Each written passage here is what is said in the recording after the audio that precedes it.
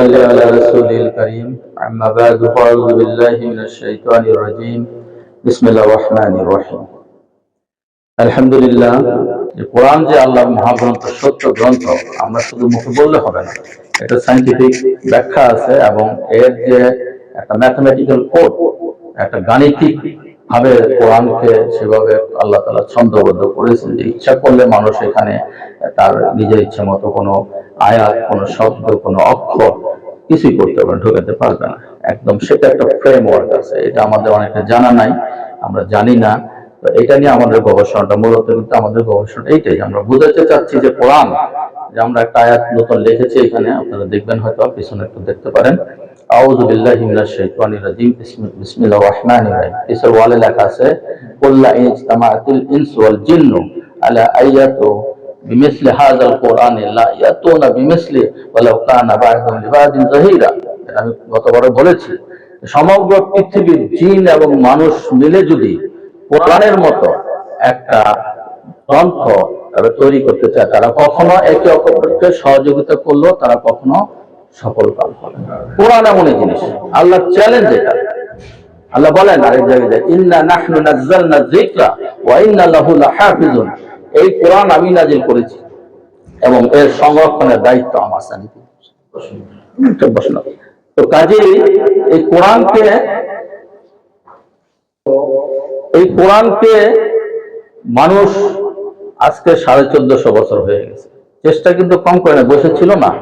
আল্লাহর চ্যালেঞ্জ কিন্তু গ্রহণ যে করে নাই তা না, সারা দুনিয়ার মানুষ, বিশেষত ইসলাম বিদ্বেষী যারা কোরআনের শত্রু, তারা কিন্তু চেষ্টা কম করে নাই, বড় চেষ্টা করেছে, কিন্তু সফল হয় নাই এবং ইনশাআল্লাহ ভবিষ্যতে সফল হবে না। চ্যালেঞ্জ আল্লাহ 1450 বছর হয়ে গেছে, আজ পর্যন্ত কোরআনের একটা অক্ষর, একটা শব্দ কেউ এদিক ওদিক করতে পারবে না, করার মতো অবস্থা আল্লাহ সেভাবে রাখে নাই। লক্ষ লক্ষ কোটি কোটি হাফেজ আল্লাহ তাআলা তৈরি করে দিয়েছেন, তারা কোরআন বুঝে না। অনেক হাফেজ, লক্ষ লক্ষ হাফেজ আছে, কোরআন বুঝে না, অর্থ বুঝে না, কিন্তু মুখস্থ আছে। এইটা তাদের বক্ষের ভিতর ধারণ করে আছে, যেটা আল্লাহ তাআলা এইভাবে হেফাজত করেছেন যে আমার সারা দুনিয়া থেকে যদি আজকে কোরআনের সমস্ত কপি যদি চুরি হয়ে যায়, পড়ে যায়, জ্বলে যায়, ধ্বংস হয়ে যায়, যদি কোনো কপিও না থাকে, কিন্তু হাফেজ লক্ষ লক্ষ হাফেজ দাঁড়ায় যাবে, তারা আবার কোরআন লিখবে। কিন্তু পৃথিবীর কোন ধর্মগ্রন্থ আজ পর্যন্ত এটা হন নাই। এখনো যে ভুল ভ্রান্তিতে ভরা বাইবেল আছে, ভুল ভ্রান্তির তওরাত আছে, হিন্দু ধর্মগ্রন্থ আছে, বিভিন্ন গ্রন্থ, আজকে যদি সব ধর্মগ্রন্থ যেটা তাদের কাছে আছে রক্ষিত, সেটা যদি পুড়ে যায়, শেষ হয়ে যায়, শেষ, ভুলটাই নাই। আর আল্লাহর এই কালাম এমন ভাবে আল্লাহ তাআলা সেট করে দিয়েছেন, আল্লাহ উনি মহাজ্ঞানী, মহাপরিকল্পনাবিদ, মহাপ্রকৌশলী, উনি ওনার মতো করে উনি সমস্ত কিছু সাজিয়ে দিয়েছেন। এখন আমাদের কর্তব্য হলো আমরা কোরআন থেকে আহরণ করব, বুঝবো। আমাদের আল্লাহ তাআলা বলেছেন গবেষণা করতে, কিন্তু আমরা কি আমাদের সেই দায়িত্ব পালন করছি? সারা দুনিয়াতে আল্লাহ তাআলাকে কিন্তু সবচেয়ে ভয় করে কারা? ইন্নামা ইয়াখশাল্লাহ মিন ইবাদিল উলামা। ওলামারা সবচেয়ে আল্লাহকে ভয় করে, কিন্তু কোন ওলামা? আমি মুফতি, আমি মুহাদ্দিস, আমি মুফাসসির হয়ে বসে আছি তাদের? ইবনে মাসউদ রাহমাতুল্লাহ বলেছেন, অনেক বড় হাদিস বিশারদ, হাদিস তো তখন বিশারদ হয় না, হাদিস জানে বা অনেক কিছু জানে অনেক ওলামা, আমল নাই, কিন্তু আল্লাহর ভয় নাই। আজকে কোরআনকে বিক্রি করে দিচ্ছে, কোরআন পড়ে বিক্রি করছে, পয়সা নিচ্ছে, কত ভাবে কোরআন করছে, আল্লাহ ভয় নেই।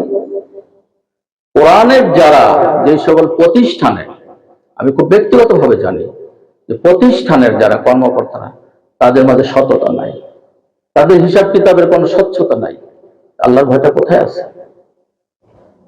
আল্লাহর আয়াত যেটা বলেছেন যে ইন্নামা ইয়াখশাল্লাহ মিন ইবাদিল উলামা, সবচেয়ে বেশি আল্লাহকে ভয় করে এই জ্ঞানী ওলামা শ্রেণী, তারা ওলামা না, সেই ক্যাটাগরিতে পড়ে না। যদি ভয় করতো, তারা আজকে দুর্নীতিতে নিমজ্জিত হইত না, তারা আজকে দুনিয়ার লোভ লালসায় মত্ত হয়ে যেত না, তারা আজকে কোরআনের গবেষণা ছেড়ে দিয়ে তারা বাণিজ্যিক পর্যায়ে চলে গেছে, ওয়াজ করে বেড়াচ্ছে, লক্ষ লক্ষ টাকা এক একটা ওয়াজ থেকে নিতেছে। কি ইম্প্যাক্ট হচ্ছে শ্রোতার মাঝে, কি কাজ হচ্ছে? দেখা গেল যে আসরের সময় ওয়াজ শুরু হইল, মাগরিব আযান দিল, যারা নামাজ পড়লো, বাকি সব যারা ওয়াজ শুনতেছে বাইরে গিয়ে চা খাইতেছে, সিগারেট খাইতেছে। আবার মাগরিব নামাজ পড়ে এসে আবার ওয়াজ হইলো, আবার এসে তারা হাজির হইলো। তাহলে এখানে কি হইলো? এই ওয়াজ শুনে কি হলো? আমার যেটা আল্লাহর নামাজ, ফরজ নামাজ, এই নামাজটা কি হলো? পড়া হলো না। বিশেষ আমাদের বিড়ি সিগারেট খাই না। এই ওয়াজের ঠিক কি হলো? ওই একটু কান্নাকাটি করে এইভাবে চলে এসছে আমাদের দেশে। কোরআনকে এইভাবেই চলছে। এইভাবে কোরআন নাজিল হয় না। কোরআন এই জন্য নাজিল হয় নাই।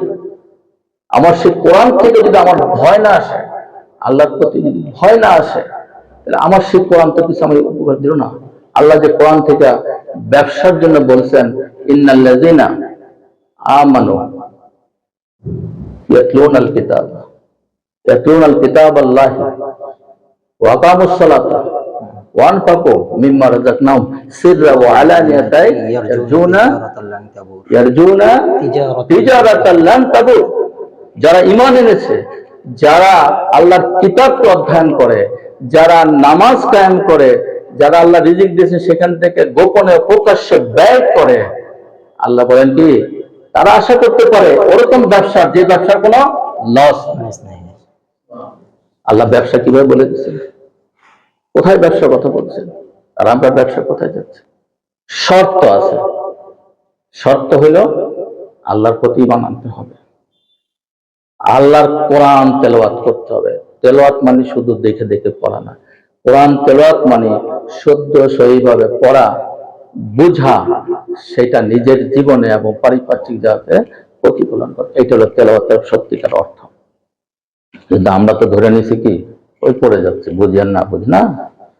এখন সবার জন্য শক্ত হবে না। একজন কৃষক, একজন শ্রমিক, একটা রিক্সাওয়ালাকে দিয়ে তো কোরআন বুঝাইলে হবে। সে যদি শুদ্ধ করে পড়তে পারে যাচ্ছে না। সবাই তো আল্লাহ মেধা দেয় নাই। যাদেরকে আল্লাহ মেধা দিয়েছে তারা কেন বসে থাকবে? তার মেধার বিকাশ করতে হবে। তাকে যে এলেম দেওয়া হয়েছে সেই এলেমের প্রতি সে জিজ্ঞাসিত হবে। আল্লাহ তাআলা কিয়ামতের দিন তোমাকে যে এলেম দিয়েছি সেই এলেম তুমি কিভাবে খরচ করো? তোমাকে মেধা দিয়েছি, কাজে যাদেরকে আল্লাহ তাআলা মেধা দিয়েছেন সেই মেধার বিকাশ করানো হবে। তাহলে আল্লাহকে জিজ্ঞাসিত হবো। আমরা তো মেধা, অনেক আলেম ওলামা আমাদের মেধা আছে, বৈশা আছেন, ঘুমাচ্ছেন, বেতন নিতেছে, ঘুরতেছে, ওয়াজ করতেছে, কোনো চিন্তা চেতনা নাই, কিছু নাই। কিভাবে মানুষের হেদায়েত আসবে, আমার মাঝে হেদায়েত আসবে কিভাবে, আমরা সেদিকে ধাবিত হচ্ছি না। এটা অত্যন্ত দুঃখজনক। আমি তো আমার লাইন নেই, এটা না ডাক্তারি পেশা আমার। তারপর আমার কাছে মনে হইলো যেটা যদি না আসে আমি বসে থাকবো না, আমি চেষ্টা করবো ইনশাল্লাহ। আল্লাহ যদি কবুল করেন আমি চেষ্টা করব, আমার এখান থেকে আরেকজন চেষ্টা করবে, সবাই উদ্বুদ্ধ হবে, যার যার লেভেলতে করবো। আল্লাহ তোমার হেদায়েতের ফয়সালা করবে। আমরা এই যে আমরা কার্যক্রম যে শুরু করেছি, তোমরা তো জানো, সবাই আসো নাই অবশ্য, যে আমরা আমার চেম্বারের পরে আমি প্রতি সপ্তাহে তোমাদের নিয়ে তালিম করতাম। আলহামদুলিল্লাহ কয়েক বছরে অনেক উন্নতি দেখেছি। আমাদের যারা আছে তারা নামাজ পড়তো না, নামাজ রেগুলার পড়ছে, কেউ দাঁড়িয়ে রাখছে, কেউ টাকনুর উপর সবার পায়জামা চলে আসছে, এই যে কি বলে প্যান্ট চলে আসছে। বিশাল বড় কিন্তু হেদায়েতে বুঝতে হবে। তোমার মাঝে যদি পরিবর্তন আসে, আমার মাঝে পরিবর্তন আসে, তাহলে আমরা বুঝতে পারবো যে আমার মধ্যে হেদায়েত আসতেছে। আর আমি যদি শুনে আসছি গতানুগতিক নামাজ পড়ছি, রোজা রাখছি, আমার কোনো চেঞ্জ নাই। আমি তো যে নামাজ পড়তে গিয়ে দেখি তারা সময় বাম হাতে পানি খেতেছে। বহু মানুষ আগে সুন্নতটা বুঝে না। বাম হাতের ব্যাপারে বলা হয়েছে কে খায় বাম হাতে পানি? শয়তান খায়। তাহলে আমার শয়তান আসবে? এই সুন্নতটা তুমি পালন করি না, আমি তো জানি না। নামাজ পড়তেছি, তারাবি পড়তেছি, সামান্য একটা পানিটা ডান হাতে হলে অসুবিধা। আমরা এই পরিবর্তনটা চাচ্ছি, তোমাদের মাঝে পরিবর্তন চাচ্ছি। তোমাদেরকে বলা মানে আমার মাঝে পরিবর্তন চাচ্ছি। আমি যখন বারবার একটা কথা রিপিট করব, সেটা আমার চিন্তায় আসবে যে আমার মাঝে তো সেই পরিবর্তনটা আসা দরকার।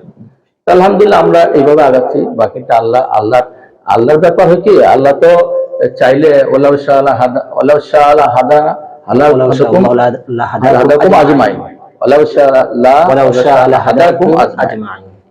আমার একটু অবশ্য মুখ শুকায় যাচ্ছে। তো ওয়ালাউ শাআ লাহাদাকুম আজমাইন ওয়াল্লাযিনা জাহাদু ফিনা লানাহদিয়ান্নাহুম সুবুলানা। আল্লাহ বলেছে যে চেষ্টা করবে আমার দিকে, আমার রাস্তায় তাকে আমি হেদায়েত দেব। আল্লাহর কালাম, আমাদের চেষ্টা করতে হবে। আল্লাহ তাআলা প্রত্যেকটা জায়গায় কোরআনের আয়াতগুলো কেন বলেছেন? এটা আমার তোমার আপনার জীবনের মাঝে প্রতিফলনের জন্য। ও এসে গেছে দেই আসেন ভাইজান, আমরা এখানে ঢুকে অবশ্যই। আলহামদুলিল্লাহ, আমাদের মাঝে আপনারা উপস্থিত হয়েছেন। আমাদের অনেক আগে আসার কথা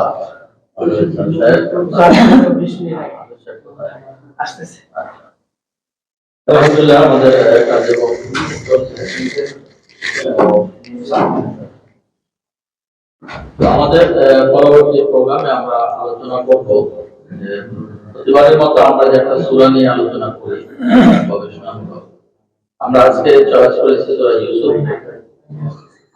তো এখানে কিছু আমি আলোচনা করব, এরপর আমরা কিছু কোরআন থেকে বৈজ্ঞানিক আলোচনা করব। আমাদের মাধবী সাহেব আছেন, পরবর্তীতে একটা সঙ্গে করে অবশ্যই বলবো ইনশাআল্লাহ। আমরা শুরু করি। মহিলাকে ওরা মতো ভিতরে আছে, আসতে ভালো লাগে।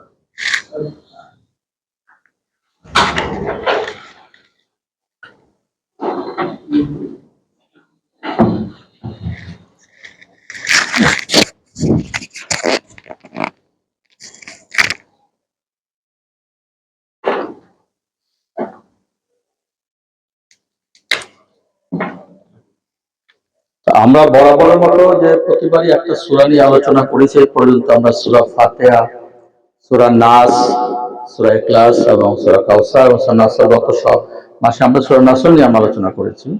আজকে আমরা চয়েস করেছি যে সূরা ইউসুফ।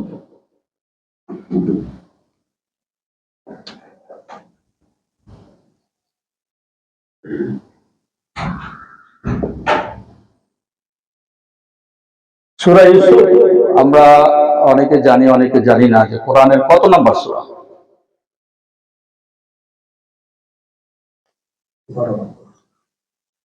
এই সূরাতে 12 কিছু বৈশিষ্ট্য আছে, আমরা সেটা আলোচনা করার চেষ্টা করব। সূরা ইউসুফ 12 নম্বর সূরা।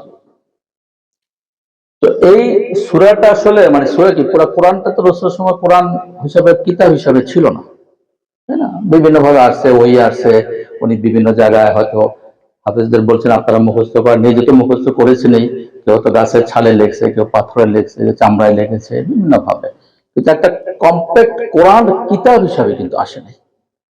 তো কাজে ওনার পক্ষে যেটা কথা, অনেক সময় একটা আল্লাহ তাআলা ওনাকে নিরক্ষর করে দিয়েছেন, উনি তো লেখা মানে পড়তে জানতেন না, কোরআন কোরআন কি বলেন লিখতেও জানতেন না, তাই না? মা কুনতা তাতলুল কিতাব, মা কুনতা তাতলু মিন কাবলি মিন কিতাবে লা ইয়াখুতুহু বিয়ামিনিহি, আপনি তো পড়তে পারতেন না, কিতাব পড়তেন মিন কাবলি পূর্বে কিতাব পড়তে পারতেন না, এবং আপনার ডানার দিয়ে আপনি লিখতেও পারতেন। তো উনি কিভাবে কম্পাইল করবেন যে কোন সূরাটা কোথায় যাবে, কত পাড়ায় যাবে, কিভাবে? কোরআনের মুজিজা এটাই। এটা কোরআন যে আল্লাহর বাণী, আমি যেটা হাইলাইট করি প্রতি সেশনে বিভিন্ন ভাবে বিভিন্ন গবেষণামূলক আলোচনার মাধ্যমে, সূরা ইউসুফের ঠিক একই অবস্থা। দেখুন সূরা ইউসুফের 12 সংখ্যাটাকে আমরা যদি ধরি, সূরা ইউসুফে যে একটা স্বপ্ন দেখেছিল, ইয ক্বালা ইউসুফ লিআবি, ইয ক্বালা ইউসুফ লিআবি ইয়া আবাতি ইন্নী রাআইতু আহাদা আশরা কাওকাবা ওয়াশ-শামসা ওয়াল কামারা রাআইতু লিস-সাজিদিন। আহাদা আশরা 11টা নক্ষত্র, পাশে কি বলো ওয়াশ-শামসা ওয়াল কামার, সূর্য একটা কি, চন্দ্র, নক্ষত্র কয়টা এখানে? আহাদা আশারা 11টা, তাহলে কটা নক্ষত্র, কয়টা সূর্য নিয়ে, তাহলে 12টা আমরা এখানে পাচ্ছি। এরপর আসেন সূরা ইউসুফের, ইউসুফ আলাইহিস সালামের সম্বন্ধে কিন্তু পুরো সূরাটা আমার যতটুকু আমার জানা আছে এক বৈঠকে কিন্তু ওহী নাযিল হয়েছে, যদি আমি ভুল না করি। হ্যাঁ, এত বড় একটা মানে অন্য সূরাগুলো তো বিভিন্ন ভাবে এই আয়াতের সময় হয়েছে, ঘটনা হয়েছে, তাই না? হ্যাঁ, একটা ইয়াতে কটা আয়াত আছে? 111টা। এখানে যদি আমরা আসি 11 একে আসি 12 আসবে। 11টা নক্ষত্র, সূর্য একটা নক্ষত্র, 12টা আসতে পারি। 111টা আয়াত কিন্তু এখানে আছে।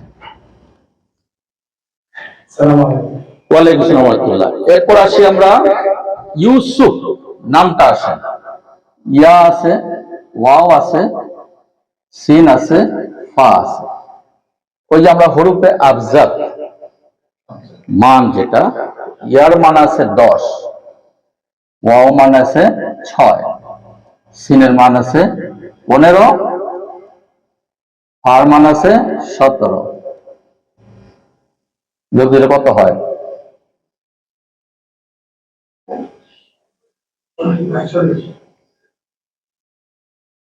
48, 4 প্লাস 8 কত হলো? ওনার নামের মাঝেও কিন্তু 12 সংখ্যা নিয়ে গেছে। এরপর আসেন আমরা ইউসুফ আলাইহিস সালামের কয়জন ভাই বোন ছিল? কিভাবে বলো তো?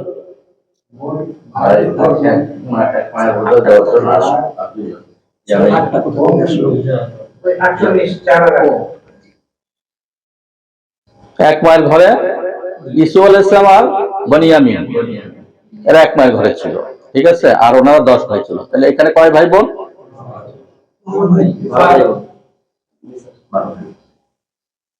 সেটিংটা দেখছেন? আল্লাহ তাআলা তো সূরা ইউসুফকে 13 নম্বরে 14 নম্বরে দিতে পারতেন, 12তে পুরা 12টি আছে। এইটা আমাদের সমুদ্রের থেকে একটু গবেষণা করে 2-4টা মুক্তা তুলেছি। ইউসুফ আলাইহিস সালামের ঘটনা নিয়ে আরো করলে হয়তো আরো আসবে। এখন আমরা আসি মূল জায়গাতে, যে সূরা ইউসুফ আলাইহিস সালামের ঘটনাগুলো যদি আমরা ভাগ করি,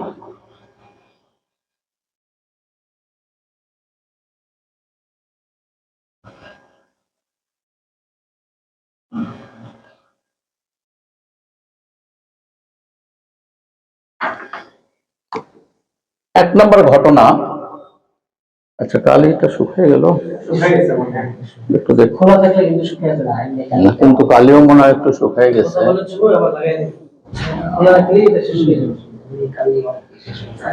আপনারা কম বেশি মোটামুটি সূরা ইউসুফ আলাইহিস সালামের ঘটনা জানেন। প্রথম যেটা উনি বললেন যে কি, ইয ক্বালা ইউসুফু লিআবি ইয়া আবাতি ইন্নী রাআইতু আশহাদু আহাদা আশারা কাওকাবা ওয়াশ শামসা ওয়াল কামারা রাআইতু। তাহলে প্রথম কি বললেন? স্বপ্ন। দেখবো কেমনে?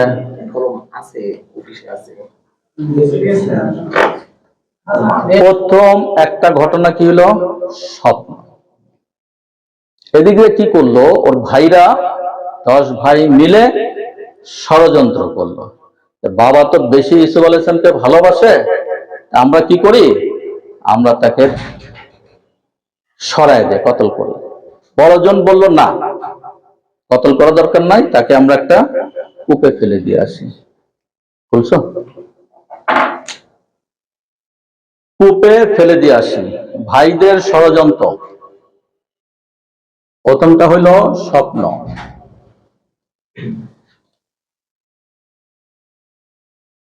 দ্বিতীয় ঘটনা হইল ভাইদের ষড়যন্ত্র। বড় ভাই বলল না, মারার দরকার নাই, তাকে কূপে ফেলে দাও, কেউ আইসা হয়তো নিয়ে যাবে, ব্যাস আমাদের থেকে সরে গেল, বাবার স্নেহ কি হবে? কমে গেল, আমাদের দিকে আসবে। পরে আপনারা জানেন তাকে কাফেলা আইসা নিয়ে গেল, তারপরে তাকে বিক্রি করে দিল। সেই আজিজ মিসর মন্ত্রী সাহেব কিনলেন। মন্ত্রী সাহেবকে ইউসুফ আলাইহিস সালামকে আল্লাহ তাআলা এত সৌন্দর্য দিয়েছেন যে বলা হয় পুরো সৌন্দর্যকে দুই ভাগ করা হয়, অর্ধেকই শুধু অর্ধেক ইউসুফ আলাইহিস সালাম, আর বাকি অর্ধেক সারা দুনিয়ার মানুষের। বাকি দুনিয়ার মানুষের তো এই সৌন্দর্য থেকে মানুষের পাগল। ইউসুফ আলাইহিস সালাম কি পরিমাণ সৌন্দর্য পেয়েছে। আজিজ মিসর যখন নিলেন, ওই সৌন্দর্য তো ওনার ওয়াইফ সহ্য করতে পারলো না। উনি ওনার ইয়াতে চলে আসলেন, তাকে ফুসলাম শুরু করলেন, আর প্রেম নিবেদন হইল না, ব্যর্থ। এই একটা কি হলো এখানে, আমরা একটা ফিতনা বা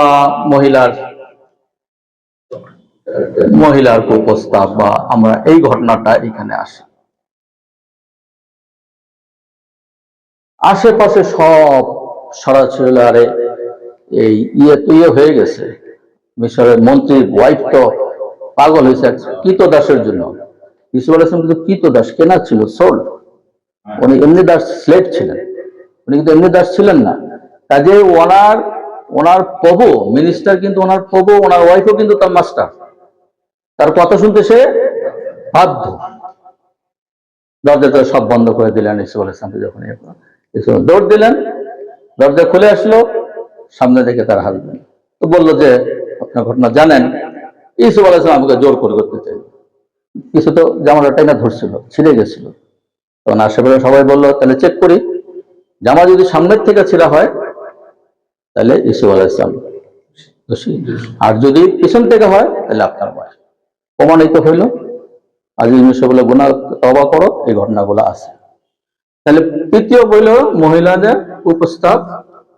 আর ওইখানে যখন ছড়াই গেল আশেপাশে যে মহিলা কি পাগল হয়ে গেছে, মহিলা প্রমাণ যে আমি কি এমনি এমনি পাগল হয়েছি, সবার এসব দাওয়াত দিল, আপেল কাটতে দিল।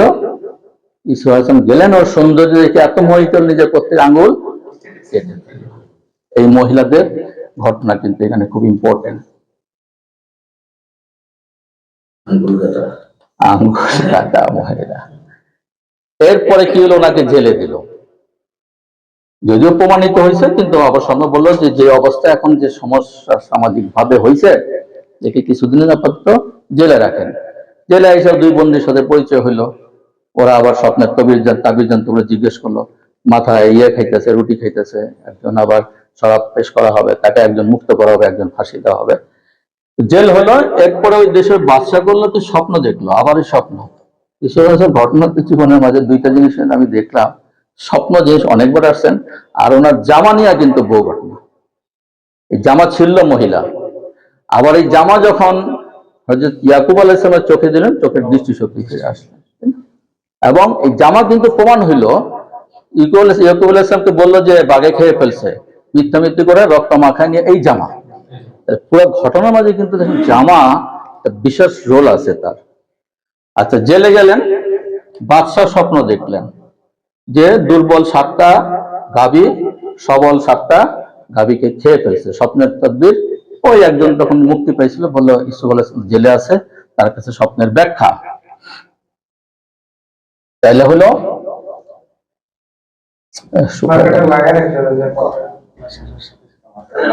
তাহলে স্বপ্নের ব্যাখ্যা দিলেন যে তুমি জমায় রাখো, প্রথম বছর খুব শস্যবল হবে, সব খাইয়ে ফেলো না, বীজ রেখে দিও। পরের বছর কিন্তু দুর্ভিক্ষ হবে, পরের বছর দুর্ভিক্ষ হবে, তখন তোমরা জমা রাখো, তোমরা 7 বছর কাভার করতে পারবে। স্বপ্নের ব্যাখ্যা দিলেন। উনি নিয়ে আসলেন, ওনাকে কি করলেন, জেল মুক্তি নিয়ে ওনাকে বললেন যে তুমি আমার হও। উনি বললো আমাকে মন্ত্রী বানাই দেন, খাদ্যমন্ত্রী না, হাফিজুন আমিন, ওনাকে ট্রেজারার, অর্থমন্ত্রী। আমি ভালো বিশ্বস্ত, হাফিজুন আমিন বলেছেন। তো ওনাকে জেল মুক্ত করলেন। এরপর কি হলো, এরপর বাদশাহ তদন্ত শুরু করলো যে মহিলা কি আসলে দোষী, না ইসুফ আলাইহিস সালাম দোষী। ওটা কিন্তু আজিজের মিনিস্টার ছিল, আর এটা কিন্তু বাদশাহ। তাইলে মহিলাকে ডাকলো, মহিলাদের জবানবন্দি। মহিলা বলল হ্যাঁ ঘটনা সত্য, ইসুফ আলাইহিস সালাম। আর ওই যে মহিলা ফুসলাই ছিল, সে তার দোষ স্বীকার করলো, অনুতপ্ত হইল। কি বললেন, মহিলা কি বলবো, এটা কুপ্রস্তাব মহিলা, আজিজের বউ।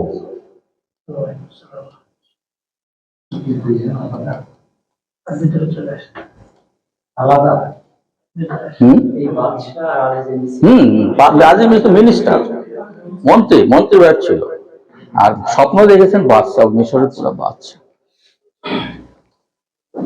তারপরে ঘটনা কি হলো, ওই যে দুর্ভিক্ষ লাগলো, খাদ্য নিতে আসলো ইসুফ আলাইহিস সালামের কাছে। তারপর চালাকি করে বনিয়ামিন নিজের ছোট ভাইকে রেখে দিয়েছেন, জানেন আপনারা। তারপরে আবার বাবার কাছে গেল, প্রথম রাখে নাই, বলে ওকে নিয়ে আসো, আরো শস্য দিব আমরা। পরে জোর করে নিয়ে আসো, বাবাকে বললো যে আমার তো কিছু নাই, ইন্নামা আশকু বাসি ওয়া হুজনি ইলাল্লাহ, আমি আমার যা কিছু দুঃখ কষ্ট আমি তার কাছে পেশ করব। তো তারপরে তারা যখন নিয়ে আসলো, চিনলো, তখন তারা ভাইরা কি হলো, অনুতপ্ত হইল। ভাইরা অনুতপ্ত হইয়া ক্ষমা প্রার্থনা করলো। তারপর বাবাকে নিয়ে আসলো।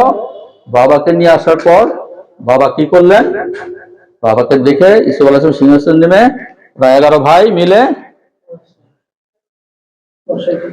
আসো, 11 ভাই মিলে কি করলেন, সেজদা দিলেন। তখন সেজদার সিস্টেম ছিল। সম্মান জানার জন্য ইউসুফ আলাইহিস সালাম সিংহাসন থেকে নেমে আসলেন, ভাই সহ ওনাকে বাবাকে রেখে সেজদা করলেন। তাহলে স্বপ্নের কি হলো, স্বপ্নের ব্যাখ্যা বাস্তবায়ন হলো।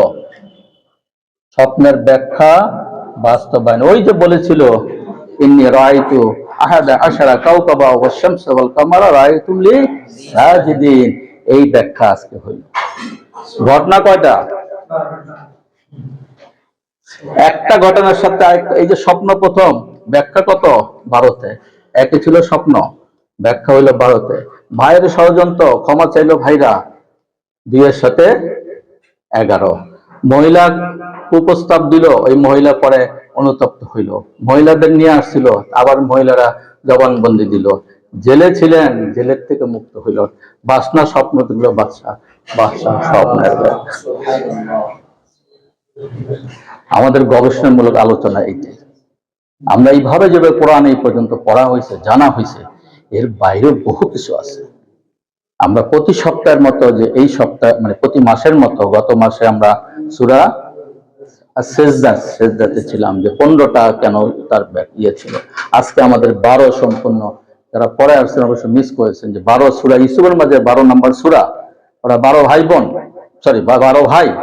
তারপরে আর কি বলেছেন, 12 সংখ্যা নক্ষত্র, 11টা নক্ষত্র, সূর্য নিয়ে 12টা নক্ষত্র। তারপরে হ্যাঁ 4 + 8, 8 ছিল যে হরুফে আবজাদ, আবজাদে তার, সেখানে 12, 111টা আয়াত, সেখানেও 12। এই পুরো 12র ঘটনা আল্লাহ তাআলা সুন্দরভাবে সূরা ইউসুফে বলেছে। আমাদের আজকের এই আলোচনা সূরা ইউসুফ নিয়ে। এরপর আমরা আলোচনা আছে, কিছু ব্যাখ্যা আমরা করব। তারপর আমাদের সম্মানিত মাদানী সাহেব আছেন, আপনারা যখন টায়ার্ড হয়ে যাবেন, উনি তখন ইসলামী সঙ্গীত পরিবেশন করবেন।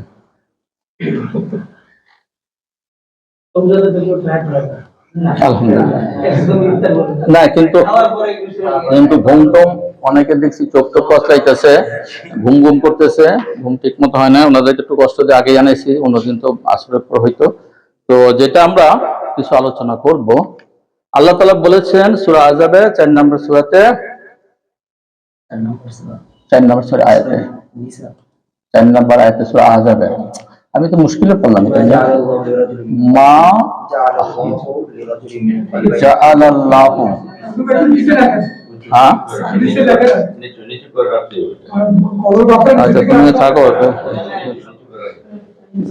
না, ওই আরেকটা কলম আছে, এটা শুকায় না, ওইরকম আমাদের রঙিন আছে কলম, আসলে এরপর থেকে আমি একটু মুশকিল। আচ্ছা আমরা আরো একটু আগে থেকে আসছি, দেখি। আচ্ছা, মা জাআলাল্লাহু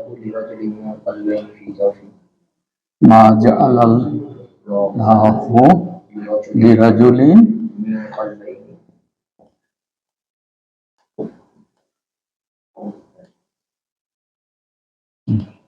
তারপরে ফি না, ফি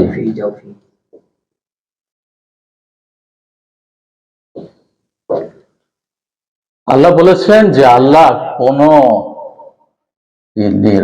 আচ্ছা আমি দিলাম, কোন পুরুষের হৃদয়ে, কোন পুরুষের ভিতর 2টা হার্ট দেই নাই।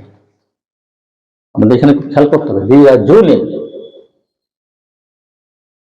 কোন পুরুষের ভিতরে। আল্লাহ তো বলতে হবে যে কোন ইনসানের ভিতরে, কোন মানুষের ভিতরে আমি 2টা হৃদয় দেই নাই। মা জাআলাল্লাহু লিন-নাস লিল ইনসান, দিতে পারতেন না, লিরাজুলিন দিয়েছেন, তাহলে লিন-নিসা রয়ে গেছে। পুরুষের হৃদয় ভিতরে আমি 2টা হৃদয় দেই নাই, হার্ট দেই নাই 2টা, তাহলে কার ভিতর দিয়েছি? কিভাবে? প্রেগন্যান্ট হইলে কটা থাকে? আল্লাহর আয়াত দেখেন কিভাবে আপনি প্রত্যেকটা জায়গায় এরকম পাবেন। পুরুষ বলেছেন এখানে, বলতে পারতেন লিন্নাস লিল ইনসান, মানুষের হৃদয়, আমি মানুষের ভিতরে দুইটা হৃদয় স্থাপন করি নাই।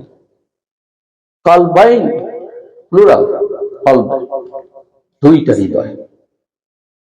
তাহলে যখন প্রেগনেন্ট হয় 3 সপ্তাহ থেকে হার্ট শুরু হয়, 11 সপ্তাহ কি বলে 9 সপ্তাহে কমপ্লিট হয়। আর সুদূর কিন্তু হার্ট না, আমরা যে অনেক আলিম বিজাতে সুদূর, সুদূর কিন্তু চেস্ট, থোরাক্স, যেটার ভিতরে হার্ট থাকে, বক্ষ, কাল্বের সুদূরের ভিতরে কিন্তু কাল্ব থাকে। তাহলে সুদূর কিন্তু শুরু হয় প্রায় 11 সপ্তাহ থেকে। তাহলে কাল্ব কোনটা আগে হইতেছে? হার্ট। মহিলার যখন প্রেগনেন্ট হয় তার কিন্তু সুদূর হয় না, কাল্বই হয়। চেস্টের ফর্ম ছাড়াই সে কাল্ব হয়ে গেছে। আর পুরুষের তো, মহিলার তো নিজের আসেই আর। দেখেন আল্লাহ তাআলার আয়াতগুলা ঠিক এইভাবে আমরা গবেষণা করি যে এইভাবে আল্লাহ এখানে একটা বিরাট বড় ব্যাপার কোশ্চেন থাকতে পারত, কেন ইনসান দিলেন না, কেন নাস দিলেন না? কোন পুরুষের ভিতরে আল্লাহ দুইটা আত্মা, মানে কি বলে হার্ট তৈরি করেন নাই। হ্যাঁ, ডিফারেন্সিয়েট যে হ্যাঁ এটা হয় না, পুরুষের ভিতর দুইটা হৃদয় হইতে পারে না, হইতে পারে শুধু নারীর হৃদয় যখন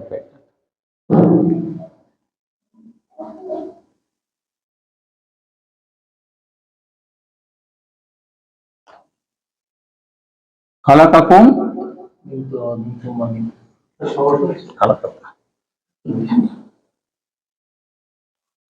ইয়াখলুকুকুম ইয়াখলুকুকুম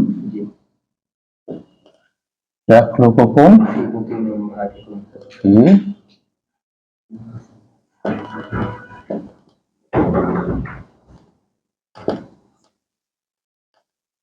ইয়াখলুকুকুম ফি বুতুনি উম্মাহাতিকুম খালকাম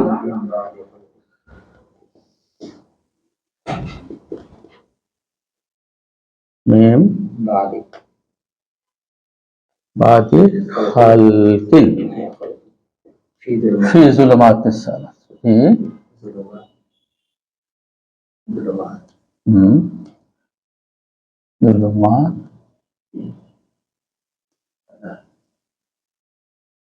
ঠিক আছে মানে ইয়াখলুকুকুম ফি বুতুনি উম্মাহাতিকুম খালকাম মিন বাদি খালকিন। আচ্ছা যা ফোটা টোটা আপনার বুঝে নেন, এটা করতে গেলে সময় যাবে।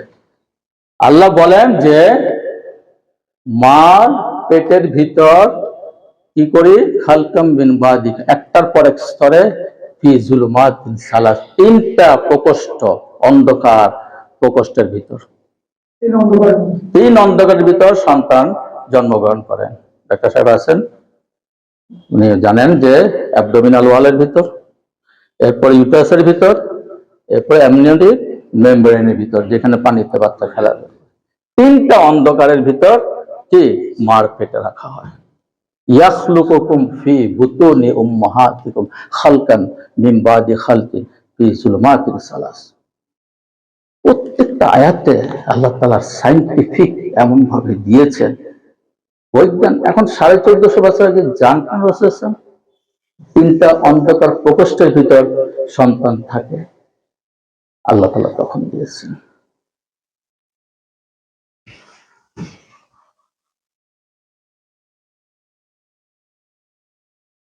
আমরা প্রথম থেকে শুরু করি না, আলিফ লাম মিম যালিকাল কিতাব। পড়ে গেলাম এর জন্য।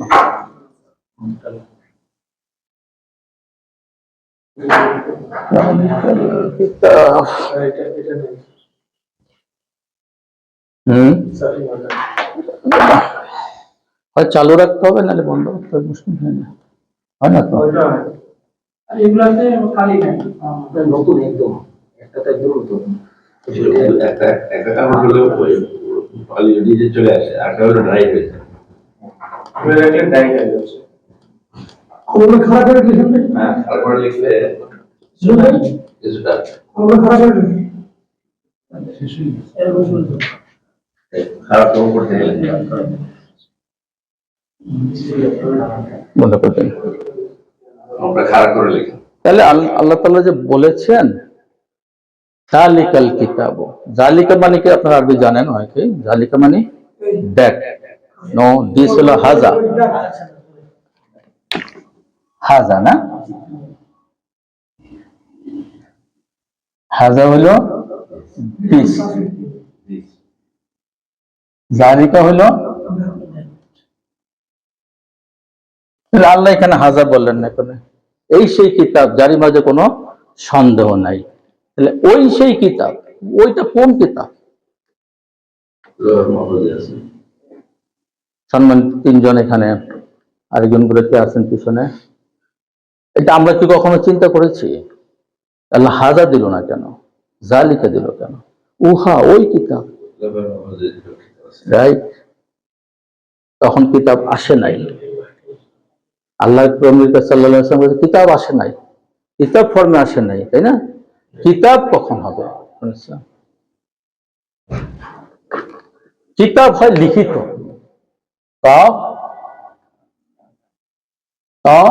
বা ইয়াকতুব লিখিত বলতে, তাই না? আর পড়া হয় কোরআন, ইকরা। আল্লাহ তাআলা বলেছেন অনেক জায়গায় হাযাল কোরআন, তাই না? মুশকিলে বললাম,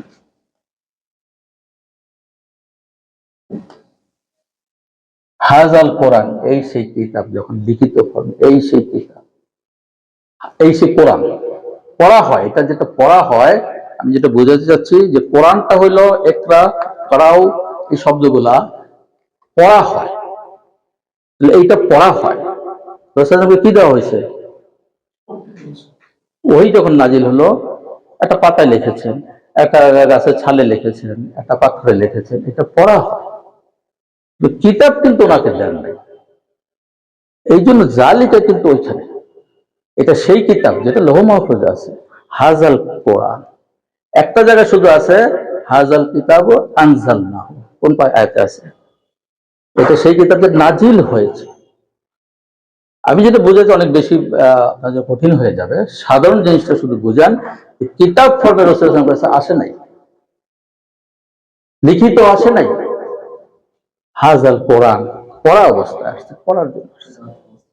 হ্যাঁ, আচ্ছা, এই জালিকা সম্বন্ধে আমি একজন আলেমের ব্যাখ্যা দেখতেছিলাম, উনি এটা সেটা বোঝাই দিলেন আরবিতে যে কোন ক্ষেত্রে এইটাও জালিকা বোঝানো হয়, কোনটা দূরে হাজা বোঝানো, এরকম মধ্যে কিছু আছে, অর্থের বিভিন্নতা আছে। কিন্তু আসলে সত্যিকার অন্তর্নিহিত কথা কিন্তু আল্লাহ সেটা না। আল্লাহ কিন্তু বোঝাইতেছে যে কিতাব ওইখানে লিখিত ফর্মে, কিতাব কিন্তু সবসময় কি হয়? লিখিত। কোরআনটা তেলাওয়াত, পড়া হয়, পাঠ করা হয়, কাজে হাযাল কোরআন, এটা পড়া, আর কিতাব এখানে লেখা। এই যে প্রত্যেকটা আয়াতে আল্লাহ তাআলা এইভাবে ব্যাখ্যাগুলা কিন্তু দিয়েছেন। কিন্তু আমি একজন ক্ষুদ্র মানুষ, চেষ্টা করেছি স্টাডি করে, গবেষণা করে আপনাদের সামনে এগুলো উপস্থাপন করতে, নিজেও জানি, অপরা জানার চেষ্টা করি যে কোরআনের মাঝে যে আল্লাহ আয়াতগুলো আসছে, বিভিন্ন ভাবে বলেছেন, এর পিছনে বিভিন্ন জিনিস ব্যাখ্যা হয়ে গেছে, সেটা আমরা গবেষণা করি না। যেমন যদি আমরা ধরি আপনার হযরত মূসা,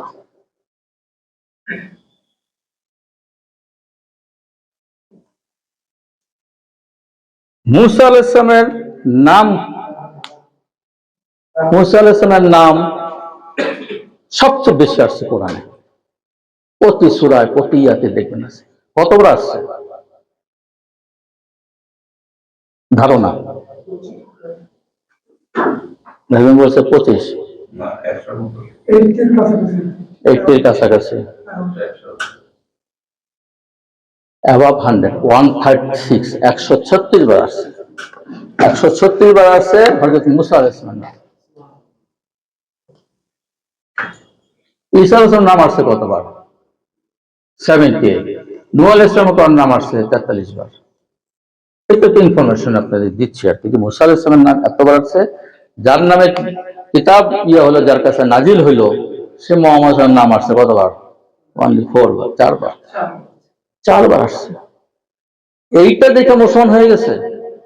এক কানাডিয়ান সায়েন্টিস্ট, উনি নিজে লিখতে পারেন না, যে কোনো লেখক তার কথাই তো বেশি থাকবে, মুসা আলাইহিস সালাম নবী আমাদের নবী, সে কত ইহুদিদের নবী, খ্রিস্টানদের ইহুদিদের নবী, সেই নবীর নাম আসে 136 বার।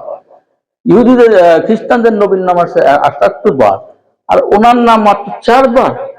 এইটা একটা বিশাল বড় আল্লাহ কোরআনের মুজিজা। বলে এই তো মানুষ লিখতে পারেন না, উনি লিখতে পারেন না। উনি লিখলে ওনারটা বেশি হাইলাইট করতেন, ওনারটা বেশি দিকের হইতো, ওনারটা স্মরণ হইতো, ওনার কথাই বাড়া বাড়া, ওনার সমস্ত কিছু। কিন্তু ওনার কিছু জানেন, ওনার বাবার কথা আছে, মার কথা আছে, দাদার কথা আছে, কারো কথাই তো নাই, কিছুই তো লেখেনি। আমরা তো লেখক যারা লিখি, তারা তো সবসময় নিজের ইয়েকে হাইলাইট করি। হ্যাঁ, কিন্তু মুসা আলাইহিস সালাম ইয়া কওমি, ওয়াইজ ক্বালা মুসা লিকাওমি ইয়া কওমি, তার জাতিকে বলছেন, তাদের সম্পদের কথা বলছেন। ঈসা আলাইহিস সালাম বলছেন, তাই না, তার সম্প্রদায়কে তার সম্পদে বলতে পারেন না, ওনার বাবা নাই। ওয়াইজ ক্বালা ঈসা ইবনু মারিয়াম, মারিয়ামের ছেলে ঈসা। গত সব মাসে বলেছিলাম যে তার মানে যত জায়গায় কোরআনে পাবেন ঈসা আলাইহিস সালামের নাম কিন্তু শুধু, অন্যদের সব নবীর নাম কিন্তু শুধু নাম এসে, কারো কিন্তু মুসা ইবনে নূহ ইবনে করে নাই। ঈসা আলাইহিস সালামের ব্যাপারে কি হলো, ঈসা ইবনে মারিয়াম, আমার বাবা নাম, তুমি মরিয়মের ছেলে। আর যখন মুসা আলাইহিস সালাম যখন বলেন ইয়া কওমি, হে আমার জাতি, জাতিটা কখন হয়, তার বাবা আছে, তার দাদা আছে, তার পরদাদা আছে, মিলে তো একটা জাতি হয়েছে। ঈসা আলাইহিস সালাম নাই, এটা কোথাও কিন্তু ঈসা আলাইহিস সালামের ব্যাপারে ইয়া কওমি নাই, বলতে পারেন না উনি। এটা যে আল্লাহর একটা দেখালেন যে দেখো ঈসা আলাইহিস সালামকে কিন্তু তার বাবা ছিল না। খ্রিস্টানরা যত ভাবে না আল্লাহকে নিয়ে তত্ত্ব নিয়ে আসে, পবিত্র আত্মা নিয়ে আসে, আগর বাগর কথাবার্তা নিয়ে আসে, আল্লাহর ছেলে নানান কথাবার্তা, না, কোরআনে কষ্ট দিয়ে দিয়েছে। আমাদের সেটা কথা না, আমরা যাব মুসা।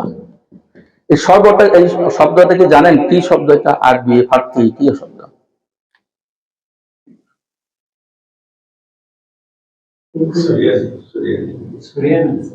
মুসার জন্ম কোথায় হয়েছে? মিশরে। ফেরাউনের কোলে মানুষ হয়েছে না, তো কোথায় হয়েছে? ইহুদিরা বলেন না এটা হিব্রু ভাষা। হিব্রু ভাষা আসবে কেমনে? হিব্রু ভাষা আসছে কবে? সেই আর মিশরে তুমি হিব্রু ভাষা কথা বলত না, সেটা 3000 বছর আগে, আগে 3000 বছর আগে মিশরীয় ভাষা ছিল। এই মিশরীয় ভাষা এখন অ্যাবান্ডন হয়ে গেছে, বাতিল হয়ে গেছে, নাই, কোনো অস্তিত্ব নাই। জিজ্ঞেস করছে মুসা নামের অর্থ কি? আরবি ভাষা নয়, আরবি শব্দ নয়, এটা হলো ইজিপশিয়ান শব্দ। গবেষণা করে দেখা গেছে যে ইজিপশিয়ান শব্দে মুসার অর্থ হইল নবজাতক। যখন আরেকটা আছে না, আসা আইয়ান পানা আও আত্তাখিযু ওয়ালাদা, যখন আসলো ঈসা মুসা নদীতে ভাষায় দিল, নদীতে ভাষায় যখন কি বলে ভাষায় যখন দিলেন, একটু কষ্ট হচ্ছে, রোজাতে শুকাই যাচ্ছে মুখ, অন্য সময় পাঠিয়ে যাচ্ছে, আজকে পারবো না। যাই হোক, কিছু মনে করেন না, আমি চেষ্টা করছি। তো মুসা আলাইহিস সালামকে যখন নদীতে ভাষায় দিলেন, তার ইয়ের মাঝে যখন ফেরাউনের ইয়েতে ভিড়লো, নিয়ে আসলো, তখন আসিয়া ওনার ওয়াইফ ছিলেন, তাই না? তো উনি বলে যে এটা কি আমাদের নেও, কেন? আশা করতে পারি যেটা কি হতে পারে, আইয়ান পান, আমাদের জন্য উপকারী হতে পারে, আও নাক্তা খেলেও বলে আমরা একে নবজাতক গ্রহণ করতে পারি। এই নবজাতক হইল মুসা। মুসা নামকরণ কিন্তু এখানে, মুসা নামের অর্থ হইল নবজাতক। এটা ইজিপশিয়ান ভাষা। আল্লাহ তাআলা দেখেন কত হাজার বছরের কথা সে কোরআনের মাঝে মুসার নাম দিয়েছে, খুঁজে বের করছে। মুসা অর্থ হইলো, এটা আরবি ভাষা না, এটা হিব্রু ভাষা না, এটা ইজিপশিয়ান ভাষা। যে ইজিপশিয়ান ভাষা এখন দুনিয়া থেকে বিলুপ্ত হয়ে গেছে, 4000-5000 বছর আগের ভাষা নাই, কিন্তু মুসা দেখেন অর্থ নবজাতক। ওই যে কোরআনের আয়াত ওখানে আছে, আমরা তাকে নবজাতক শুনতে পারি। কোরআন এইভাবে ধরে ধরে কিন্তু জায়গায় জায়গায় কিন্তু কোরআনের ব্যাখ্যা, আয়াতের এই সকল যে গবেষণা আমরা চেষ্টা করছি, যে এইভাবে আপনাদের নিজেদের শেখার চেষ্টা করছি, আপনাদের জানাবার চেষ্টা করছি যে কোরআনে এই যে কোনো জিনিস ইচ্ছা করলেই কিন্তু মানুষ তার অর্থ বদলাতে পারবে না।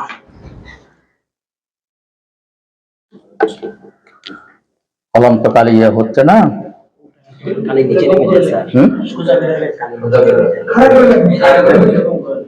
তুমি রাখো, কতক্ষণ পর আমাদের দিও দেখো না।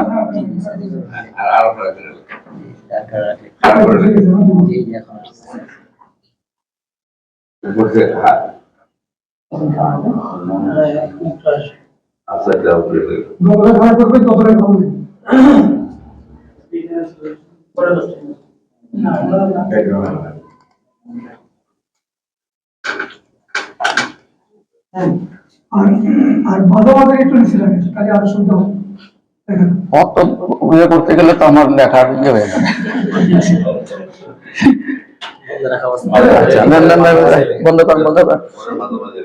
ওরা কোরআন লেখা যিকরা উন্নত করেছে আপনার স্মরণকে, আপনার নামকে। কার নামকে? কিভাবে উন্নত করেছেন, কিভাবে উপরে রেখেছেন? আল্লাহর আয়াতে কিন্তু বলা হচ্ছে যে আপনার নামকে আমরা সমুন্নত করেছি, উপরে রেখেছি। উপরে রাখা হয় কিভাবে? সারা দুনিয়াতে যে এত মানুষ হয়েছে, কারোর নাম কি প্রতিদিন স্মরণ করা হয়? প্রতিদিন তো 5 ওয়াক্ত নামাজ দরুদ পড়তেছি রাসূলের নাম। আযান দেওয়া হচ্ছে আশহাদু আল্লা ইলাহা ইল্লাল্লাহ, আশহাদু আন্না মুহাম্মাদান রাসূলুল্লাহ। প্রত্যেক প্রান্তরে, পৃথিবীর কোনায় কোনায় আযান হচ্ছে, রাসূলের নাম সমুন্নত রাখা হয়েছে। 24 কন্টিনিউয়াস হচ্ছে। নামাজে কিন্তু পড়া হচ্ছে, 5 ওয়াক্ত নামাজে কিন্তু 5 বার পড়তেই হচ্ছে। ফরজ নামাজ খেয়াল করেন, 2 রাকাতে হোক আর 4 রাকাতে হোক পড়তে হচ্ছে। সুন্নত নফল দিয়ে আছে। নাম কার উন্নত উচ্চে রাখছে আল্লাহ তাআলা। আশা ইন্নাল্লাহা ওয়া মালাইকাতুহু ইউসাল্লুনা আলান নবী ইয়া আইয়ুহাল্লাযীনা আমানু সাল্লু আলাইহি ওয়া সাল্লিমু তাসলিমা। কে প্রথম আল্লাহর প্রতি দরুদ পড়তে হয়েছে? প্রতি ইয়া আইয়ুহাল্লাযীনা আমানু কে প্রথম বলছে? ইন্নাল্লাহা ওয়া মালাইকাতুহু, আল্লাহ এবং ফেরেশতা। তারপরে বলছে ইয়া আইয়ুহাল্লাযীনা আমানু সাল্লু আলাইহি ওয়া সাল্লিমু তাসলিমা। আল্লাহ তো বলতে পারতেন ইয়া আইয়ুহাল্লাযীনা আমানু সাল্লু আলাইহি ওয়া সাল্লিমু, না, রাসূলের নামকে কত উঁচু নিয়েছে আল্লাহ নিজে, ফেরেশতা, তারপর ঈমানদার। আনতে পারছেন না আগে ইয়া আইয়ুহাল্লাযীনা আমানু সাল্লু আলাইহি ওয়া সাল্লিমু তাসলিমা, ইন্নাল্লাহা ওয়া মালাইকাতুহু। এই দেখেন আল্লাহ তাআলা ওয়া রাফা'না লাকা যিকরা, তার নামকে উন্নত করেছে, উচ্চ করেছে। এটি হলো আমাদের গবেষণা। আমরা পড়ে যাচ্ছি কোরআন এইভাবে, সারা জীবনই পড়ে যাচ্ছি, সারা জীবন তাফসীর করছি, অর্থ করছি, কিন্তু আমরা ব্যাখ্যা এইভাবে করছি না যে আল্লাহ কেন এইভাবে বলেছেন। এই একটা আয়াতের ব্যাখ্যা কিন্তু আরেকটার মধ্যে পাওয়া যায়। কিভাবে সম্পর্ক করবেন?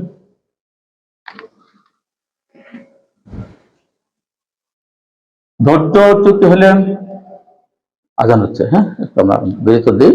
আরেকটা চ্যাপ্টার আমি বলে কোরআন ইসলামের সঙ্গীত মাত্র কিছু কথা বলে আমাদের প্রোগ্রাম আজান। আমরা এখানে দুটো শব্দ আনি।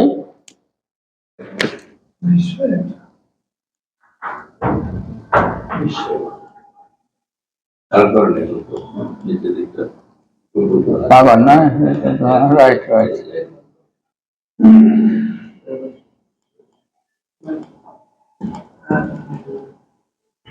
ইমরাতুন বা জাওজুন বা ইমরাত জাওজ, দুইটার অর্থই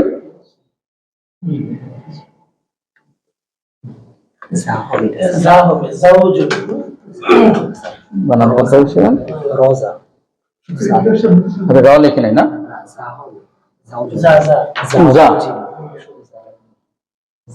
হলো স্বামী আর কি।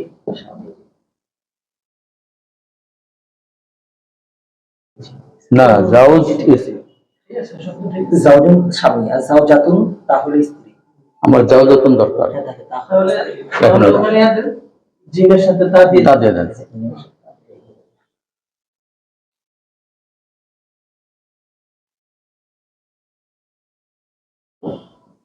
না, তা আসে না। যার উপরে পেয়ে দিয়ে দিল জাওজাতুন। তাহলে এটা কি? এটা ইমরাত। না না, সাধারণ মুদাফ কি? মুদাফ মারফুন মারফুন দেখো মুদাফ মুদাফ কোন স্ত্রী, জাওজুন স্ত্রী, ইমরাতুন স্ত্রী। ঠিক আছে, আমি জাওজুনি দিচ্ছিলাম, জাওজাতুন চাই নাই, জাওজুনি চাচ্ছি। সাউজন পুরুষ মহিলা পুরুষ মহিলা দুজনকে বোঝায়। রাইট, এটা চাচ্ছে, ঠিক আছে। জওজুল কিনা তো ইমরাতুন নূহ, নূহ নবীর স্ত্রী, ইমরাতুন লূত, লূত নবীর স্ত্রী, তারপরে ইমরাতুল ফিরাউন তার স্ত্রী, তারপরে তাব্বাত ইয়াদা আবি লাহাব ওয়া তাব মা আগনা আনহু মালুহু ওয়া সাব। ইমরাতু হাম্মালাতাল হাতাব, ইমরাতু কার? এই আবু লাহাবের স্ত্রী। আমি অত লিখতে পারবো না, সময় যাবে, শুধু মুখোমুখি বলে আপনারা শুনে নেন আর কি। এর স্ত্রী, নূহের স্ত্রী কি ভালো ছিল? লূত আলাইহিস সালামের স্ত্রী ভালো ছিল? ফেরাউনের স্ত্রী কি ভালো ছিল? ভালো ছিল। অনেক ভালো ছিল।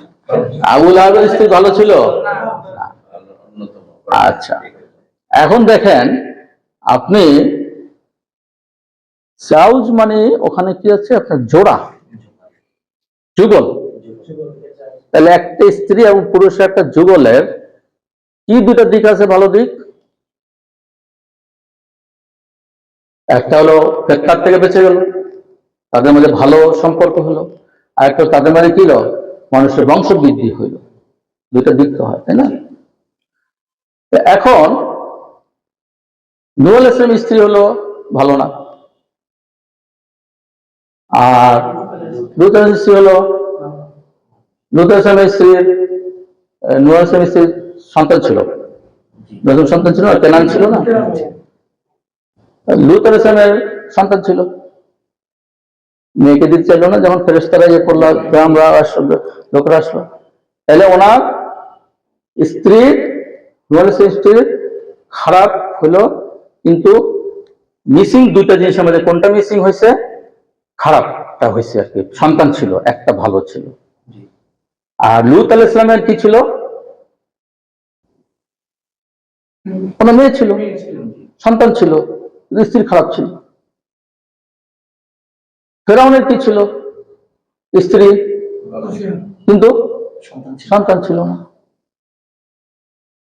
আচ্ছা, এখন আসেন, যখন তাহলে দুইটা ফাংশন করতে হয়, দুইটা ফাংশনে কিন্তু ইমরাতুন আসতেছে। ভালো স্ত্রী থাকলো, খারাপ স্ত্রী থাকলো, স্ত্রী থাকলো হচ্ছে, কিন্তু দুইটা জিনিস স্ত্রীর যে ফাংশন, তার মাঝে এক নবীর এক একটা আছে, এক একটা নূহ নবীর স্ত্রী খারাপ, সন্তান আছে, লূত আলাইহিস সালামের সন্তান আছে, স্ত্রী খারাপ, ফেরাউনের সন্তান নাই, স্ত্রী ভালো। আচ্ছা, আবু লাহাবের স্ত্রী খারাপ, সন্তান আছে। জাকারিয়া আলাইহিস সালাম যখন বলল, আল্লাহর কাছে চাইলেন সন্তান, তখন আল্লাহ তাআলা জাকারিয়া সালাম কি দিলেন? ওয়াহাবনা লাহু ইয়াহইয়া, ইয়াহইয়াকে দিলেন। ওখানে কি আছে? ওয়া ইমরাতুল লাহু ইয়াহইয়া ওয়া ওয়াহাবনা লাহু ইয়াহইয়া। আচ্ছা, এরপরে একটা কি? ওয়াসলানাহা ওয়াসলানা লাহু যাওজা। তাহলে এইখানে কিন্তু ওয়া আসলানা লাহু যাওজা, এইখানে কিন্তু ইমরান দেয়নি। কেন? কারণ এই যে ইয়া আলাইহিস সালামকে যখন দিল, তাহলে তার স্ত্রীর কি হলো? যাওজুন, এখানে পরিপূর্ণতা পাইল। ওয়াসলাউনা অর্থ হলো পরিপূর্ণতা, লাহু তার জন্য, ওয়াসলানা হলো পরিপূর্ণতা পেল তার জন্য, যাওজুন যুগল দিয়ে। এখানে কিন্তু ওয়া ইমরাতাল্লাহু বলে নাই। তার মানে এখানে দুইটা ফাংশন পারপাস হয়েছে, স্ত্রীও ভালো, ইয়া সন্তানও পাইছে। তো আরবিতে আল্লাহ তাআলা কোরআনের মাঝে এই যে ডিফারেন্সিয়েট করেছেন, বিভিন্ন শব্দ চয়ন করেছেন, কোথায় ইমরাত দিবেন, কোথায় যাওজুন দিবেন, এটা কিন্তু না পড়লে বোঝা যাবে না। আমরা পড়ে যাচ্ছি সারা বছর, অর্থ হ্যাঁ ওনার সন্তান দিয়েছেন, ওনার স্ত্রী আছে, আর স্ত্রী থেকে ভালো মন্দ, স্ত্রী কি সব পারপাস সার্ভ হয়েছে? সন্তান আছে একটা, খারাপ মহিলা, স্ত্রী ভালো, সন্তান নাই, সবগুলাইতে কিন্তু যখন যেহেতু ফুলফিল হয় নাই, দুইটা যদি ফুলফিল, যাওজুন হবে না, ফুলফিল না হলে ইমরাতি চলে আসবে, ইমরাতি চলবে। যখন ফুলফিল হয়ে গেল, জাকারিয়া আলাইহিস সালামকে আল্লাহ তাআলা ইয়াহইয়া দান করলেন, তখন বললেন ওয়াসলাউনা লাহু, ওয়াসলানা লাহু যাও। তাকে দিলেন, এইখানে কিন্তু ইমরাতুন আসলো না, জাওজুন আসলো। কোরআনের মাঝে কিন্তু এইভাবে বহু ঘটনা আমরা চেষ্টা করছি যতটুকু গবেষণা করে পড়াশোনা করে আপনাদেরকে দিতে চাচ্ছি, এই জন্য যে কোরআন কখনো কোনো মানব রচিত হতে পারে না। এইভাবে সমস্ত সংখ্যাগত ভাবে, এইভাবে অর্থগত ভাবে, এইভাবে শব্দ চয়নের ব্যাপারে কোনো মানুষের পক্ষে সম্ভব না। কেন? 23 বছর ধরে কোরআন নাজিল হয়েছে, কোনো কিতাবে লেখা হয় নাই। আমি আপনি যদি কথা বলি, 1 বছর আগের কথা কি মনে থাকবে? 1 বছর আগের কথা কি সেই ভাবে কি বলতে পারবো? 23 বছর ধরে এইটাই চলতেছে, এইভাবে কোনো পরিবর্তন নাই, চিন্তা করা যায়? কোনো লিখিত আকারে নাই, লিখিত আরো পরে হয়েছে। প্রত্যেকটা সামঞ্জস্যপূর্ণ, বারে বারে পঠন করা হয়। আল্লাহ নাজ্জালা আহসানাল হাদিসে, আসল হাদিসে কিতাব মুতাশাবিহুন মাসানি। আল্লাহর পবিত্র কালাম কিতাবে দেওয়া হয়েছে, একটার সাথে একটা সামঞ্জস্যপূর্ণ এবং বারে বারে পঠন হয়। আপনি দেখেন আজিজুল হাকিম, আজিজুল গাফুর, তাই না? আফালা ইয়ানজুরুনা ইলাল জাব, কি বলছে? ফাসিরু ফিল আরদি ফানজুরু কাইফা কানা আকিবাতুল মুকাজ্জিবিন, আকিবাতুল মুফাসসিরিন, আকিবাতুল মুজরিমিন, তাই না? তো এই যে বারে বারে পড়া হচ্ছে এই আয়াতগুলা, কোরআনকে তো এই জন্য আল্লাহ তো সহজ করে দিছে। যদি ওইভাবে না হইতো, ঘটনা হয়ে গেল, কিন্তু ঘটনার মাঝে তো মিল নাই, বারে বারে পঠন না হয়, আল্লাহ তাআলা বলেছেন ওয়ালাকাদ ইয়াসসারনাল কোরআন লিযিকরি ফাহাল মিন মুদ্দাকির, মুদ্দাসির না, মুদ্দাকির। আমি কোরআনকে সহজ করে দিয়েছি বুঝাবার জন্য, উপদেশ গ্রহণ করার জন্য, আসুক উপদেশ গ্রহণকারী। এই যে আল্লাহ সহজ করে দিয়েছেন, এইভাবে না হইলে এরকম ছোট বাচ্চার পক্ষে কোরআন মুখস্থ করা সম্ভব হইতো না। পৃথিবীতে কোন বই এই বয়সে মুখস্থ করতে পারবে? রবীন্দ্রনাথের গীতাঞ্জলি, ওই ওয়ার্ডসওয়ার্থের কবিতা, ওই উমুকের ধরেন আরো শেক্সপিয়ারের বই, উইলিয়াম শেক্সপিয়ারের বই, নানান দুনিয়াতে আছে। সম্ভব? আল্লাহ সহজ করে দিয়েছেন উপদেশ গ্রহণ করার জন্য। আমি কোরআনকে সহজ করে দিয়েছি, 4 বার বলেছি, 1 বার না, 4 বার বলেছি। আমরা আল্লাহ তাআলা কোরআনকে সহজ করে দিয়েছে উপদেশ গ্রহণ করার জন্য, বোঝার জন্য, কিন্তু আমরা কোরআনকে কঠিন করে দিয়েছি। একজন ইমাম সাহেবের সঙ্গে কথা হয়েছিল, মসজিদের মধ্যে বলতেছে জুমার মাঝে, রমজানে, আপনারা কোরআন শরীফ পড়েন, এত সওয়াব পাবেন, এই অক্ষরে এত করেন, কোরআন অর্থ বোঝা জরুরি না। তাহলে আপনি এটা কি বললেন? বলে না, কোরআন অর্থ বুঝতে হলে আলেমের সোহবতে থেকে, মানে আলেমরা কোথায় খুঁজে পাইয়া তার সোহবত ব্যাখ্যার জন্য দরকার আছে। কিন্তু সোজা জিনিস আমরা যেটা বললাম যে যালিকাল কিতাবু লা রাইবা ফি, ওটা সেই কিতাব যার মাঝে কোনো সন্দেহ নাই, এটা বোঝার কি আছে? আল্লাহ বলছে সন্দেহ নাই, হুদাল লিল মুত্তাকিন, মুত্তাকির জন্য হেদায়েত। বলে না, তা ওটা সত্য লাগে, কোরআন বুঝতে হলে এই করতে, অত ব্যাখ্যা তো বলেন আল্লাহ তাআলা, তুমি সহজটা পড়ে যাও। আকামুসসালাহ, আকিমুসসালাহ, ইকুমুনাসসালাহ, কত নামাজ প্রতিষ্ঠা করো, নামাজ প্রতিষ্ঠা। ব্যাখ্যা আমরা বলবেন, তারা যেহেতু এই ব্যাপারে এক্সপার্ট, সাধারণ জন্য তো উন্মুক্ত। কোরআন তো সেই হিন্দুদের, এই ব্রাহ্মণদের অবস্থা না যে তারা ধর্মগ্রন্থ উক্তিবদ্ধ করেছে, ও না হইলে ইয়ে হবে না, ওই খ্রিস্টানদের পাদ্রির জন্য না। নামাজের সময় হয়েছে, ইমাম সাহেব নাই, আমাদের যে ভালো পড়াই যাবে, যাও ইমাম হচ্ছে, তুমি ইমাম হয়ে যাও। হুজুর কোথায়, হুজুর কোথায়, হুজুরকে কোনো কথা আছে? সবার জন্য আল্লাহ তাআলা কোরআন সহজ করে দিয়েছেন। আমি সহজ করে দিয়েছি কোরআন বোঝার জন্য, আমরা কঠিন করে দিয়েছি। এই যে হুজুর বললো, সে একটা মসজিদের দায়িত্বপূর্ণ জায়গায় ইমামতি করে, এই ধরনের যদি কথা বলেন, আমি তো আপনি আবার সাথে সাথে যে কথাটা বললেন যে কোরআন অনুযায়ী জীবন চালাবো, আরে কোরআন তো বুঝিলাম না, কেমনি জীবন চালাবো? আগে তো বুঝতে হবে, বোঝার জায়গাটা আপনি বন্ধ করে দিলেন কেন? উদ্বুদ্ধ করেন না যে আপনার কোরআন পড়েন, বুঝেন, যদি কোথাও ঠেকেন আসেন আমাদের কাছে, বুঝাই দেবেন। আপনার রাস্তায় বন্ধ করে দিলেন, অর্থ বোঝা জরুরি নয়। এই ধরনের কথাবার্তা বলে আজকে আমাদের জরুরি। আরেকজন কি বল, তবলিগের লোকের সাথে দেখা, আমার পেশেন্ট তো আছে, 4 নমুনা সুরত লেবাস দেখতে আমি বলি, ইসাবের মরিদ না, তবলিগ করেন নাকি? হিসাব তবলিগ করেন? বলে হ্যাঁ করি। কোরআন পড়েন? বা পড়ি। অর্থ পড়েন? বলে না। কেন? ওইটা তো আলেমরা পড়বে। শাহরুর রমাদান আল্লাযী উনজিলা ফীহিল কোরআন হুদাল লিন মানুষের হেদায়েতের জন্য কোরআন নাজিল হয়েছে এই রমজান মাসে। আপনি কি বলেন ওলামার জন্য কোরআন নাজিল হয়েছে? সরাই দিচ্ছে মানুষকে এইভাবে সরাই। আর তারা মনে করতেছে ওয়াহসাবুনা আন্নাহুম মুহতাদুন, আমরা তো হেদায়েতে আছি। যান পিসাবের কাছে, ওরা মরিদা জিকির করতেছে, সারাদিন রাত জিকির করতেছে, কোরআন পড়ে না, ধারেও না, বুঝো চেষ্টা করে না, চিন্তা নেই, প্রয়োজন মনে করে না। তবলিগওয়ালারা কোরআন পড়ার কোনো ধারে নেই, বলে না কোরআন পড়লে গুমরাহ হয়ে যাবে। হাজার হাজার খ্রিস্টান মুসলমান হইতেছে কোরআন বুঝে পড়ে গুমরাহ হয়ে গেছে, আমরা গুমরাহ হচ্ছি না পড়ার কারণে। এরা বলতেছে এটা মাজারওয়ালা তো ধারেই না, হয়তো শেরিকের মাঝে লিপ্ত। আর তারা মনে করছে আমরা এই কি আমার এই যে পীর সাহেব আছে না, তো জিন্দা পীর, মরে গেছে, এটা পূজা তার হাড্ডি মধ্যে পাওয়া যাবে না, জিন্দা পীর ওর খেদমত করতেছে, ওর কাছে বাবার কাছে চাইতে হবে। আপনি আমাদের দেশে চিন্তা করেন রাসূল সাল্লাল্লাহু আলাইহি ওয়াসাল্লামের যাওয়ার জন্য কতজনের মানুষ প্রস্তুত আছে, আর খাজা বাবাকে যাওয়ার জন্য প্রস্তুত হবে। খাজা বাবা যাইতে হবে, গাউসুল আজমের যাইতে হবে, রাসূল সাল্লাল্লাহু আলাইহি ওয়াসাল্লামের খবর নেই। এক পেশেন্ট আমি বললাম ভাই একটু দোয়া করেন, আমি খাজা বাবার কাছে। আপনি খাজা বাবা না দিয়ে রাসূল মদিনাতে যান, মদিনাতে যান।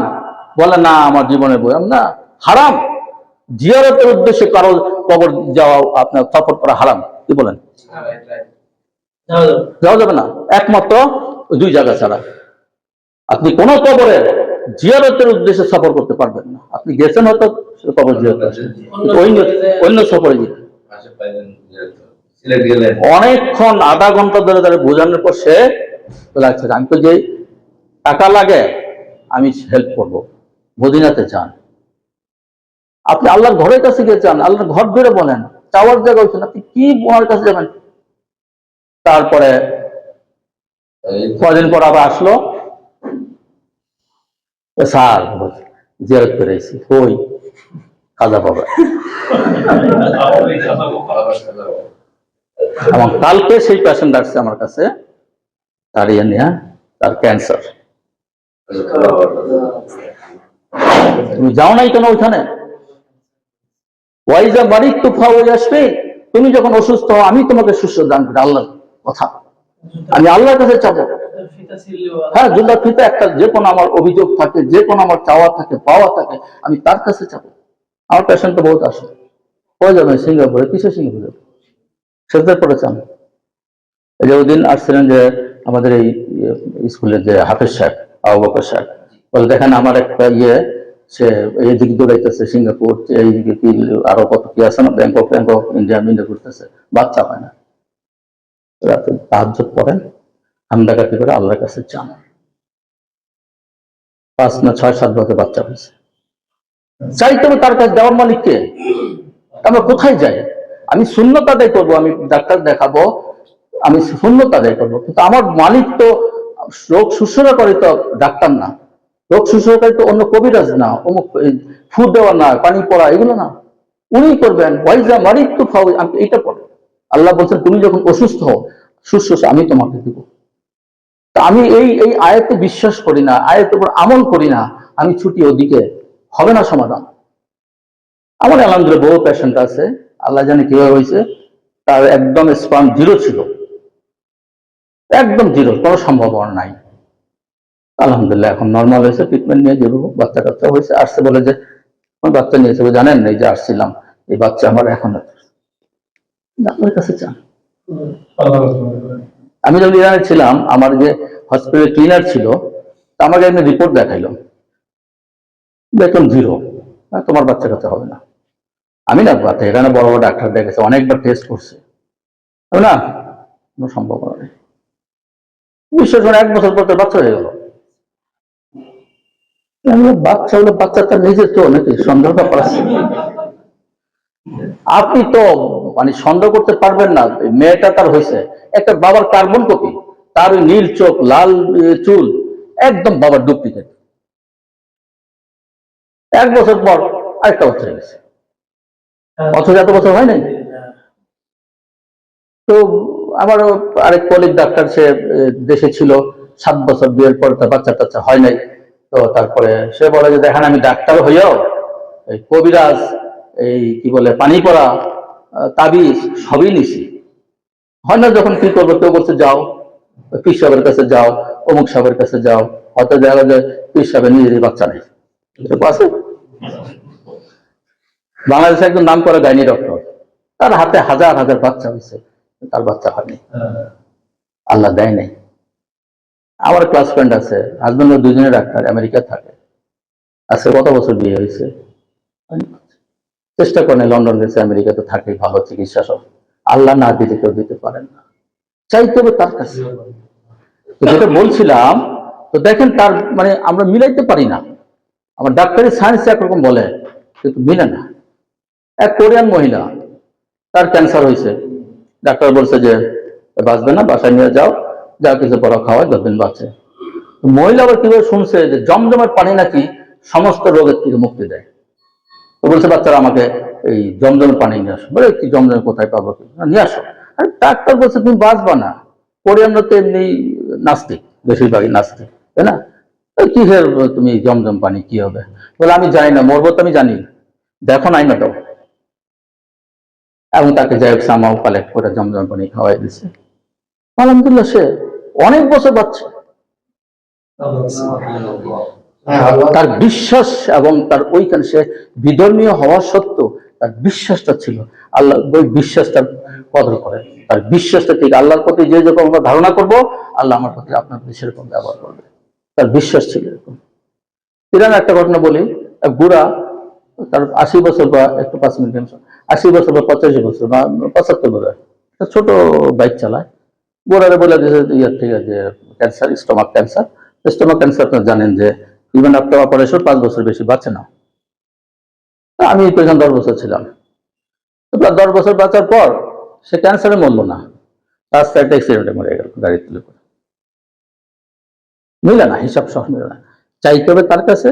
ও চাইলে জাকারিয়া হাসান বৃদ্ধ বয়সে বাচ্চা দিছে, ইব্রাহিম হাসানকে বৃদ্ধ বয়সে বাচ্চা দিছে, উনি দিয়েছে, বলছেন যে আমার স্ত্রী আজুজন আতি বন্ধা বৃদ্ধা, কিভাবে বাচ্চা হবে? আল্লাহ বলে এইভাবে করেছে, আল্লাহ তাআলা আমাদেরকে এই জন্যই তৈরি করেছে যে আমরা যাতে মানুষকে হেদায়েতের জন্য, কিন্তু আল্লাহ তাআলা কিন্তু ডাইরেক্ট আপনাকে হেদায়েত দিবেন, আমাকে কিন্তু আপনাকে চেষ্টা করতে হবে।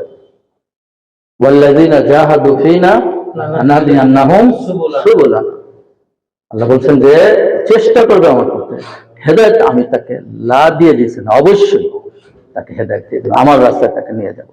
কাজে এই হেদায়েতের জন্য আমাদের চেষ্টা করবো, জাহাদ আমাদের চেষ্টা করতে হবে, এই চেষ্টার উপরে আল্লাহ কিন্তু আমাদের হেদায়েত আপনার আমার হবে, এবং এইটাই আপনার আমার জন্য কি পরবর্তীকালের পরকালের জন্য কি জান্নাতের উসিলা হয়ে যাবে। এবং আলহামদুলিল্লাহ এই যে আমাদের ইয়াং এই ছেলেরা যারা আমার প্রথম সারির যারা আমার শ্রোতা ছিল, তাদের মাঝে আমি যে পরিবর্তন আপনাদের সামনে বলছি, তারা সবাই টাকনুর নিচের জামা পড়তো, মানে পায়জামা পড়তো, আলহামদুলিল্লাহ সবচেয়ে টাকনুর পড়তো। টাকনুর উপরে যে নিচে পড়া যে হারাম, যে বলা যে ওইটুকু জাহান্নামের আগুনে জ্বলবে, বাকিগুলা কি ইনট্যাক্ট থাকবে?